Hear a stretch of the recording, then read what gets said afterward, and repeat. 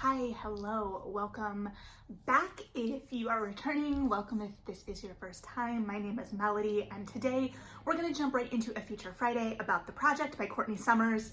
This just came out on Tuesday, and I've already been avoiding it at all costs on the book internet because it's already making waves. Because this is such a popular title, I will preface by saying that I'm not going to spoil the end of the book, but I will probably be talking about things that I would consider as a reader a spoiler and that I would want to go in with a blank slate. So if you're wanting to go into the book with as blank a slate as possible, come visit me again at the end because I really want to hear your thoughts about this book. So, The Project by Courtney Summers. This is her cult book. As I said in my February anticipated video, I have not read all of Courtney Summers' work. I started with All the Rage, I've read Sadie, and now have read The Project. So I am coming at her body of work with those in conversation with each other to kind of set the stage from how I'm approaching it as a reader. The Project follows two sisters, B and Lo. I really did appreciate it because there was a video, I can't remember what book I was talking about, where I realized I didn't know how to pronounce B as a name. I was like, oh, I don't know anyone with this name. But Courtney Summers did give us I don't know why I keep saying Courtney Summers, like I can't say her first name or her last name without the other, but did give us a clue in the text in that there was a nickname Busy Bee for the character. So I am going to go with that and assume that it's pronounced B. If I am incorrect, I am so sorry. So we start out with B's perspective when she is young, and we get to see her being introduced to her new sister, her younger sister, and then we explore that bond. And then we jump forward a little bit in time, like very early on. And she loses her parents, and her sister, Lo, is horrifically injured in a car accident, doesn't know if her sister is gonna pull through or not. Lo does end up pulling through, but in the meantime, B has gotten kind of caught up with this group called the Unity Project through their leader, Lev, who she encounters in the chapel of the hospital while she is grappling with what has happened to her family and what this means for her going forward and the idea of potentially losing her sister. So we get to see that bond and also that grief. And then we flash forward again and we follow Lo, this time in the first person, as opposed to B's third person. And we first encounter her at a train station and she sees a really horrific accident. And then we kind of filter it forward again a little bit and see her at her job at a literary startup, a journalistic startup of sorts, as the secretary, the assistant to the editor-in-chief, if you will. And in the meantime, we assume or learn that B has become a full member of this group, the Unity Project, and she hasn't had, her and Lo have not had contact with each other for years. So that kind of sets the stage of all of this. So the horrific accident that Lo witnesses ends up having a connection to the Unity Project and her job both, which gets her back in the circle of approaching the Unity Project. One, she views it as a way to potentially break a story because she's trying to get on a reporting beat of sorts at this paper, trying to get them to take her seriously. And we learn that she has in the past attempted to get a hold of her sister, to break into the Unity Project in the sense of getting them to let her talk to B, and has been rebuffed and told that B does not want to talk to her, basically. So the central heart of this is a young woman coming into her own in both aspects, because we do get this in differing perspectives, but also this sisterhood and this idea of what sisters will do for each other. In that way, I think it's a very natural progression from where we left thematically with Sadie and the bond of sisterhood there. And so between that and a quote that I don't remember verbatim that I kind of pulled from the text at one point where it talked about what we are as people, how much of it is our circumstances and how much then becomes our choices. So it's like the nature versus nurture argument, but the idea of like where do our choices and free will kind of merge? Because Lo is coming from this very tragic accident where she lost her parents and her sister, and she still carries actual physical scars of that we see people notice and reference. And then there are the psychological scars that she has to deal with. We see that she doesn't drive. She's not comfortable behind the wheel of a car. So she becomes more enmeshed in this group and begins to learn more about this cult. This is a cult book, through the enigmatic leader, Lev, who we get to see both from Bee and Lo's perspective. And he is kind of like the central character of this cult in many ways. The cult aspect is interesting in contrast with the structure. So first of all, the tone of this book is classic Courtney Summers. And I think when we talk about like authors having a distinct voice, she is an author that I very much think of when I think of that. And I don't know how to describe it. She manages to embody this kind of rundown, sad, overcast. Like when I think of her writing, I think of a gravel driveway, and I'm not saying that to try and be profound. That's just because it's not. It sounds utterly ridiculous, right? But that's kind of an image that pops to mind. And I think it's the grittiness, it's the utter normalcy of it, while still having the ability to be abrasive. And I'm reading way too deep into this just like instantaneous mental picture I get, but also there's a lot of rain and weather in this that I tracked, mostly because it was so atmospheric, and it also made total sense for me in terms of how I think of Courtney Summers' writing. And there I go again with only saying her name altogether. It's one of those names that you just say all together.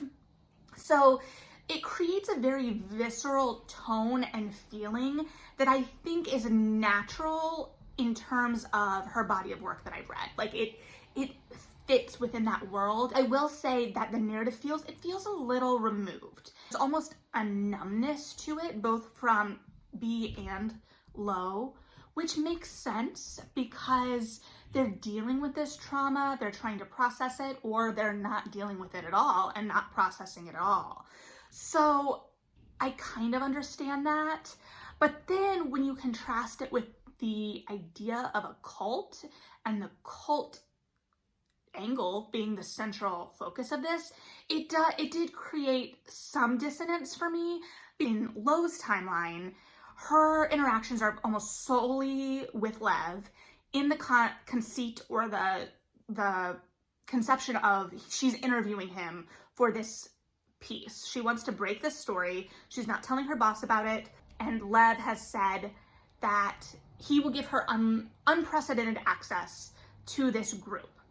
But unprecedented access seems to be solely with him and like a few within the inner circle. We never really get to see the larger picture. Again, we see the works and a little pieces, but as a whole, we're supposed to be charmed into this with him.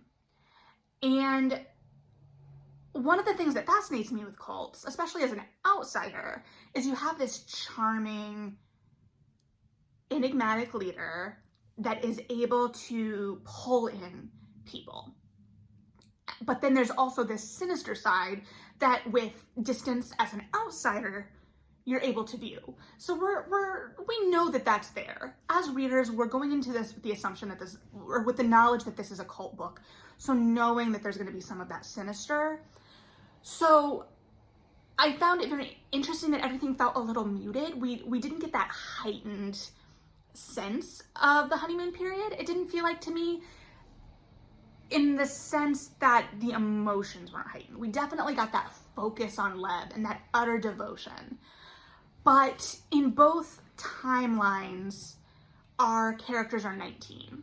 But we know from the narrative that Lev was born in Indiana in 1980. And I went, of course he is a Hoosier. Jim Jones was a Hoosier. I get it. And of course, Indiana is going to produce this cult leader. I'm a Hoosier, born and raised, so I get it. In the timeline of this book, he would have been around 38, and then I think 32 with B-ish. My math is not my strong suit, whatever. But we've got a firmly adult man with these young women. And I know that one of the things that Courtney Summers is exploring is the abuse of power, the exploitation of that. But I had a lot of really visceral reactions to that. And I think maybe that was on purpose, but it really made me feel real icky.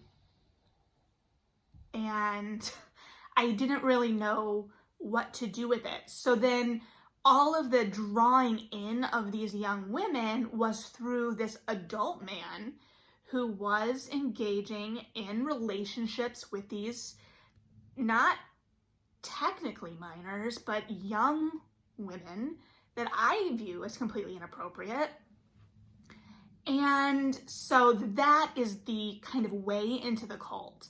So the way we ramped up in terms of the awfulness of the cult and getting to peel back the layers of the more sinister side would have, I felt, been a little bit more effective if we got to see the kind of honeymoon phase and the real brightness of that, because there's also something really sinister in that toxic positivity, right?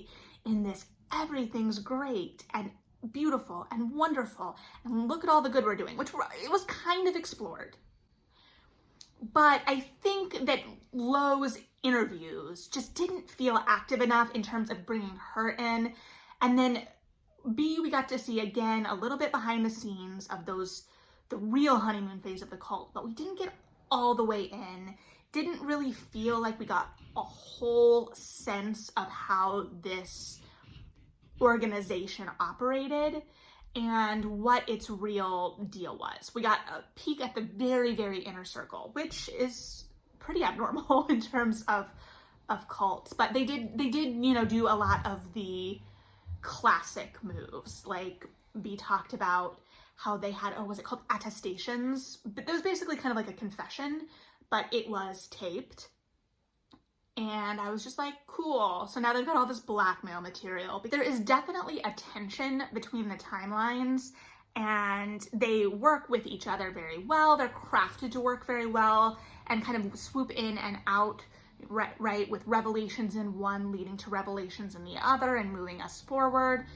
I will say the book is structured in, I think, 5 large chunks, like part 1, part 2, blah, blah, blah, instead of small chapters. And we do get like breaks. It's not just like one giant chunk of text.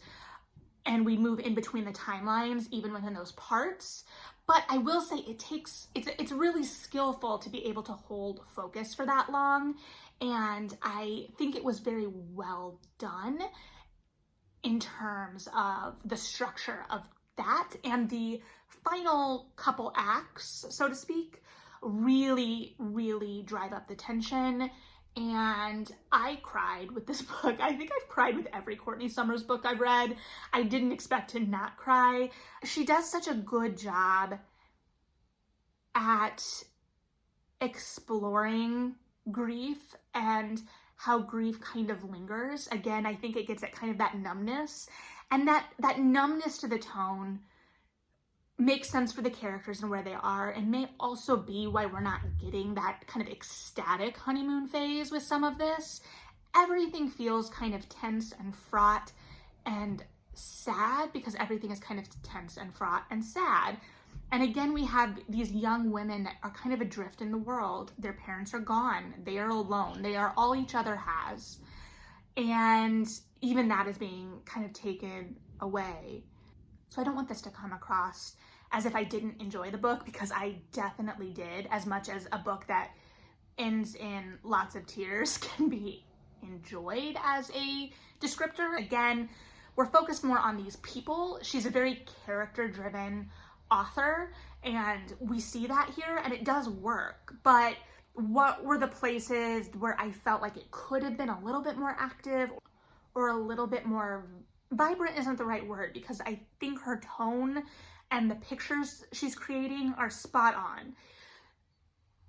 And the tension is right where it needs to be, especially at the end. But there were parts where it did feel a little slower. It's like, okay, what are we building toward?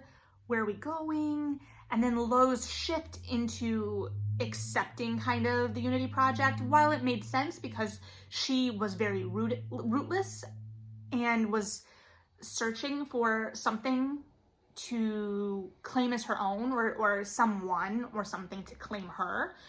I felt like it was a little sudden when previously she had been so adamant about them as the enemy, so to speak. And I think that this is a very interesting moment for this book to come out and for us to be having these conversations, because we're obviously seeing this on big scales and small scales all over the place now.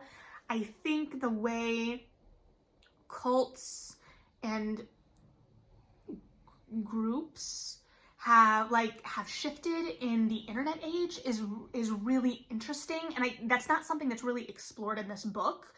This is a much more traditional physical cult, but these are all things that are right at the forefront, and I think that it brings a lot of these conversations to a place where they can be had.